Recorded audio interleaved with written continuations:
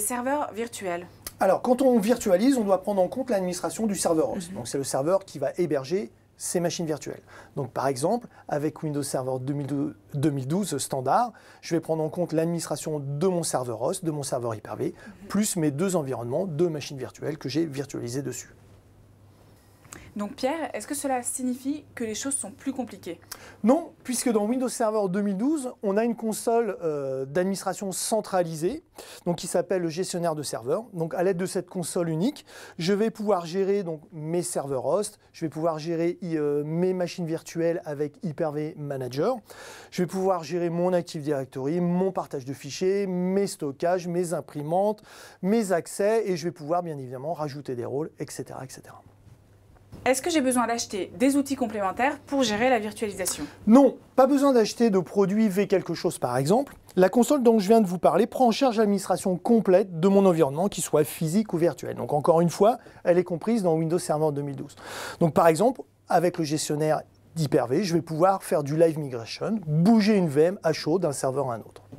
Est-ce que c'est compliqué de mettre en œuvre une plateforme de virtualisation avec Windows Server 2012? C'est très simple. Donc j'installe Windows Server 2012, j'active le rôle Hyper-V. Donc, dans l'animation ici, on voit le serveur manager, donc la console qui va me permettre de gérer mon environnement physique et virtuel. Ici, j'ai les consoles pour gérer la virtualisation. Ici, la partie donc, Hyper-V Manager qui va me permettre de gérer ma virtualisation et comme je vous l'ai dit tout à l'heure, le fait de pouvoir bouger une VM, je le fais au travers de cette console. On a même les Best Practice Analyzer, hein, donc j'installe le rôle Hyper-V sur un serveur, je peux lancer le Best Practice Analyzer pour savoir si j'ai suivi les bonnes pratiques d'installation, etc. Donc Pierre, est-ce que tu peux nous détailler ce dont on va avoir besoin et combien ça va nous coûter?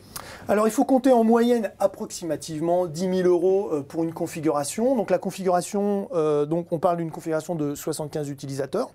Donc le prix comprend le prix hardware donc, du serveur. Cela comprend aussi le Windows Server 2012 édition standard. Avec cette édition standard, j'ai le droit à mes 2 machines virtuelles. Ça comprend aussi les cales d'accès client pour les utilisateurs.